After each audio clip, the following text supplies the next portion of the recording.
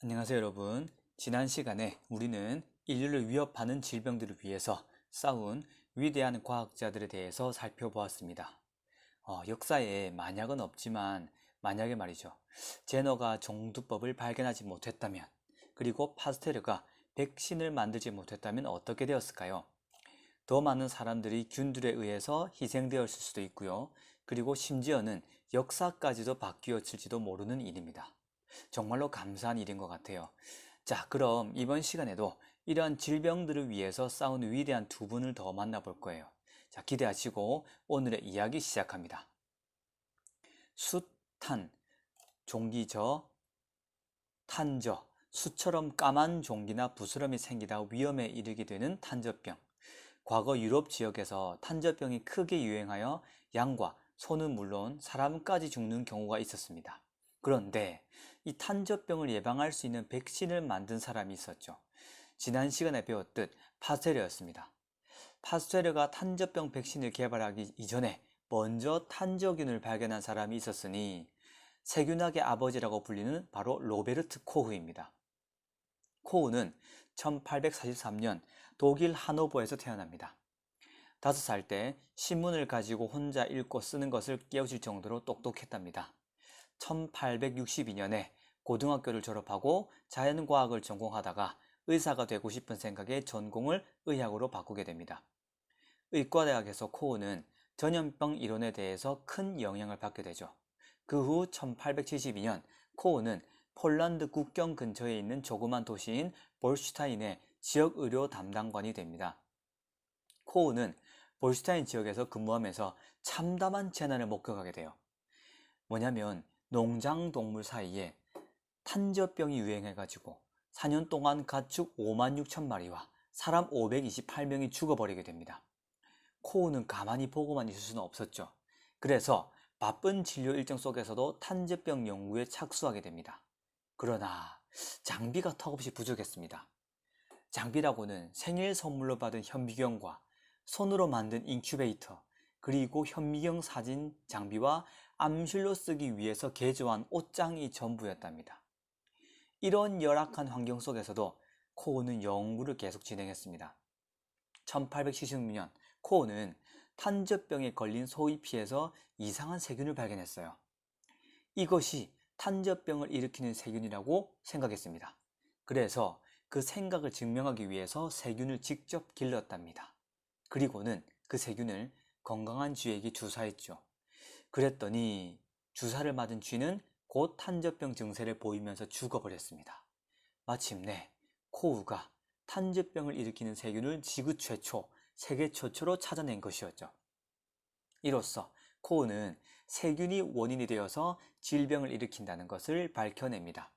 이것을 밝히면서 전염병이라면 만족해야 하는 원리인 코우의 원리를 확립하게 되었죠.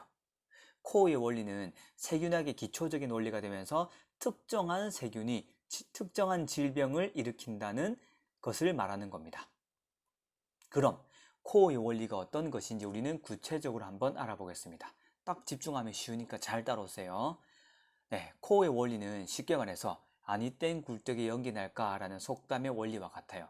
즉, 어떠한 결과가 있다면 반드시 원인이 있다는 겁니다. 예를 들어 보겠습니다. 소 5마리가 있어요. 그 중 3마리의 소가 똑같은 증상을 보이는 병이 들었습니다. 그래서 그 소 3마리를 검사해 보니 혈액에서 여러 병균들이 관찰되었는데 이 소 3마리가 공통적으로 가지고 있는 세균이 발견되었습니다. 그런데 병에 걸리지 않는 건강한 소에게서는 그 병균이 관찰되지 않았습니다. 그럼 우리는 이 병균이 병을 일으켰다고 생각할 수가 있습니다. 이것이 코우의 원리의 1단계예요. 즉, 병든 동물들에게서 모두 같은 병균이 검출되어야 하며 건강한 동물들에게서는 검출되지 않아야 한다는 거예요. 이제 우리는 이 3마리의 소에게서 발견된 병균을 소의 몸에서 분리해냈습니다. 그래서 실험실에 들고 왔어요. 병균도 작은 생물체이기 때문에 동물 몸에서 병을 일으킨 것이고 또한 동물 몸 밖에서도 영양분을 주며 배양할 수 있을 거예요. 만약 병균이 분리되지 않는다면 외부에서 들어온 병균이라고 확신할 수 없을 겁니다. 왜냐하면 전염병은 병균이 외부에서 들어와서 다시 외부로 나가야 하기 때문이에요. 또한 순수 배양하는 것이 안 된다면 생명체가 아니라고 생각할 수 있고, 그럼 동물의 몸에서 질병을 유발한다고 확신할 수 없을 겁니다. 그래서 코어의 원리 2단계가 나오게 됩니다. 병균이라고 의심이 되는 균을 분리할 수 있어야 하며 그 세균을 배양할 수 있어야 한다는 거예요. 그럼 이제 이 배양한 균을 건강한 동물 몸속에 집어넣어 봅시다. 만약 이 병균이 진짜로 병을 일으키는 원인이라면 건강한 동물의 몸속에서도 병을 일으켜야 할 거예요. 따라서 코어의 원리 3단계가 나오게 됩니다. 배양한 병균을 건강한 동물에게 주사하면 그 동물은 같은 병에 걸려야 한다는 거예요. 건강한 동물에게 배양한 병균을 주사했더니 같은 질병에 걸려버렸어요. 그럼 그 동물 몸속에는 우리가 주사한 병균이 있어야 되겠죠? 왜냐하면 그 병균이 원인이니까요. 만약 같은 병에 걸렸는데 그 동물의 몸속에 그 병균이 없다면 그 병균이 원인이 아닐 수 있는 거니까요. 따라서 코어의 원리 4단계가 나오게 됩니다. 병에 걸린 동물에게서 같은 균이 따라서 특정한 세균이 질병을 일으킨다는 사실을 증명하기 위해서는 이 4가지 단계가 필요하다는 겁니다. 이것이 코어의 원리입니다. 이 코어의 원리는 많은 의학 연구자에게 훌륭한 지침이 되었습니다. 탄저균은 탄저병만 일으킬 뿐 다른 병은 일으키지 않습니다. 이와 마찬가지로 전염병에도 각기 다른 원인이 되는 세균이 있을 것으로 생각했고, 이에 따라 다른 병원균이 발견되었죠. 그래서 코어는 디프테리아균, 파상풍균, 폐렴균, 뇌척수막염균, 이질균, 결핵균, 콜레라균 등 많은 균들을 발견했습니다. 그리하여 코어는 1905년 노벨 생리의학상을 받게 됩니다. 이렇게 코어는 세균학의 아버지라고 불리우는 사람이 되었죠. 과학자들의 이러한 헌신과 열정이 있었기에 우리는 치명적인 질병들로부터 자유로워진 것 같아요. 그런데 헌신과 열정하면 이분을 빼놓을 수 없을 것 같습니다. 이분은요, 유산균 음료 광고에도 나왔고, 그리고 자기 자신을 실험 대상으로 삼은 분입니다. 바로 베리 마샬입니다. 마샬은 의사였습니다. 의사인 마샬은 위험하고 위궤양에 되게 관심이 많았어요. 여러분들도 아시다시피 위염, 위궤양은 위가 쓰리고 구토가 나며 심한 경우에는 위에 구멍이, 즉 위천공이라는 구멍이 생기는 정말 힘들고 아픈 병이에요. 20세기 초반만 해도 위염과 위궤양은 스트레스성 질병이라고 생각했죠. 세균에 의해서 생기는 것이라고는 생각하지를 못했답니다. 왜냐하면 위 속에는 위산이 매우 강한 산성이기 때문에 세균이 살지 못한다고 생각했습니다. 그러나 위궤양 환자들에게서 얻은 위의 끝부분인 유문 부분의 위점막, 즉 위벽을 이루고 있는 막을 관찰하다가 공통적으로 어떠한 세균이 있다는 것을 발견했답니다. 그러나 이 세균이 위궤양을 일으키는 것이라고 단정짓기는 힘들었죠. 그래서 코어의 원리에 따라 이 세균을 분리해서 배양했답니다. 그 결과는 대성공. 이 균을 배양하는 데 성공해버렸습니다. 이 균은 나선형 모양의 균이며 위의 끝부분인 유문이라는 부분에서 기생하고 살고 있습니다. 그래서 나선형 균을 뜻하는 헬리코박터와 유문을 의미하는 파일로리라는 이름을 붙여서 헬리코박터 파일로리라고 이름을 지었답니다. 이 배양한 균은 코어의 원리에 따라 다른 동물에게 주사하여 같은 질병을 일으키는지 확인해야 했어요. 그래서 마셜은 동물들에게 주사해서 실험을 진행합니다. 그런데 동물들에게서는 이 질병이 관찰되지 않는 거예요. 그래도 마셜은 실험을 포기할 수 없었죠. 그래서 결국 본인이 직접 이 균을 마시기로 결심합니다. 그래서 마셜은 내시경을 통해 자기 위에 헬리코박터균이 없다는 것을 확인했어요. 그런 다음에 헬리코박터균을 마셔버렸죠. 그랬더니 5일 후 속쓰림 증상과 구토 증상을 경험했습니다. 그리고 10일 후에는 내시경 검사를 했더니 헬리코박터균이 관찰되었죠. 즉 위염에 걸린 것입니다. 그 후 항생제를 통해서 위염을 치료할 수 있다는 사실까지 밝혀냈답니다. 그럼 이 헬리코박터균이 우리 몸속에서 어떻게 질병을 일으키는지 한번 알아봐야 되겠죠? 네, 잘 따라오세요. 재밌어요. 네, 먼저 헬리코박터균이 살고 있고 이러한 어떻게 우리 몸에서 질병을 일으키는지 알기 위해서는 우리 몸에 대해서 잠깐 이해해 보도록 합시다. 우리 몸의 소화기관 중에 위라는 곳이 있어요. 식도와 연결되어 있는 큰 주머니 같은 소화기관이죠. 이 위 안의 위벽에는 위벽에 붙어 있는 막인 위점막이 있어요. 위장, 위, 붙을 점, 막 해서 위점막이에요. 그런데요, 이 위는 음식물을 소화시키기 위해서 아주 강한 상성물질인 염산을 분비한답니다. 여러분들도 아시다시피 염산은 금속까지 부식시키는 아주 위험한 물질이에요. 그럼 이 염산은 위까지도 손상시킬 수 있는 아주 무시한 물질이겠죠. 그런데 신기한 것은 위 속에서 위를 손상시키지 못해요.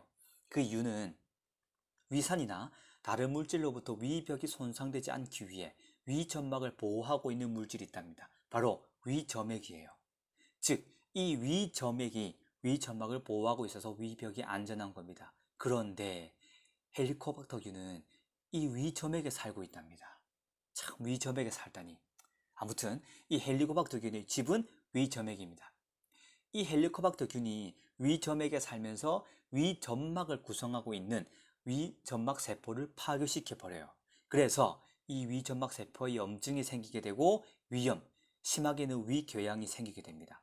더 심한 경우에는 출혈성 위궤양도 생겨버리고 그렇게 된답니다. 엄청 아프겠죠. 여러분 이해되시죠? 네, 좋습니다. 이렇게 자신을 실험 대상으로 삼은 사람은 이 베리 마샬뿐만 아니라 미국 월터 리드도 있었답니다. 월터 리드는 1900년 쿠바의 미군 기지에서 황열병의 전염 경로를 알아내기 위해서 인체 실험을 강행했어요. 지원자를 받아서 실험했죠.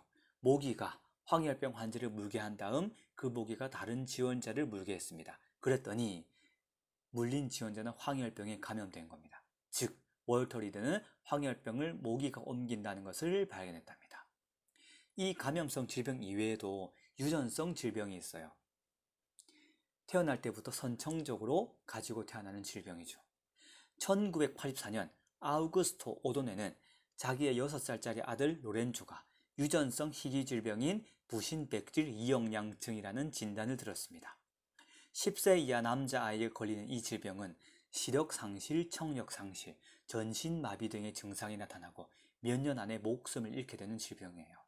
오도네는 아들을 살리기 위해서 아내와 함께 의학, 과학 공부에 매진했고 그로 결과 1987년 올리브 오일 등에서 추출한 성분으로 부신백질 이영양증 예방약품인 로렌조 오일을 만들게 되었답니다. 이 오일 덕분에 로렌조는 30세까지 살 수 있었답니다. 이렇게 유전병의 진전을 위한 눈물겨운 노력도 있었답니다. 이 이야기를 영화로 만든 로렌조 오일 영화도 있답니다. 이렇게 오늘 감염성 질병의 원인을 밝혀낸 코어 이야기와 자신을 실험 대상으로 삼은 마샬, 그리고 아들을 위해서 유전병 예방약품을 만드는 오돈의 이야기까지 이러한 분들의 헌신과 열정, 노력들을 살펴보았어요. 오늘 배운 내용도 너무 중요하기 때문에 정리해 보도록 합시다. 먼저 오늘 우리는 세균학의 기초가 되는 원리인 코어의 원리를 배웠습니다. 1단계는 병든 동물의 조직에서 모든 같은 균이 인정이 돼야 되고 2단계는 의심이 되는 균을 분리하고 배양하는 것이 가능해야 되고 3단계는 균을 건강한 동물에 주사하면 같은 증상을 일으킬 수 있어야 하고 4단계는 병에 걸린 동물에게서 같은 균을 분리할 수 있어야 한답니다. 또한 헬리코박터균이 질병을 일으키는 원리를 배웠어요. 헬리코박터균은 위점액에 살고 있으며 위점막 세포를 파괴해서 염증과 궤양을 일으킨다. 그리고 황열병의 경로를 밝혀낸 월터 리드 의사와 로렌즈를 위해 오일까지 만들어낸 가족의 이야기까지 꼭 기억하시기 바랍니다. 지금까지 배운 이러한 감염성 질병들을 예방하거나 치료하기 위해서는 어떤 사용하는 백신이나 항생제 등의 약품을 어떻게 이용하는 것이 잘 이용하는 것이고 어떻게 이용해야 잘 건강을 유지할 수 있는지 우리 알아야 되겠죠? 네, 이러한 것들을 다음 시간에 배워보도록 합시다. 아시겠죠? 네, 오늘 고생하셨고 다음 시간에 만나도록 합시다. 안녕.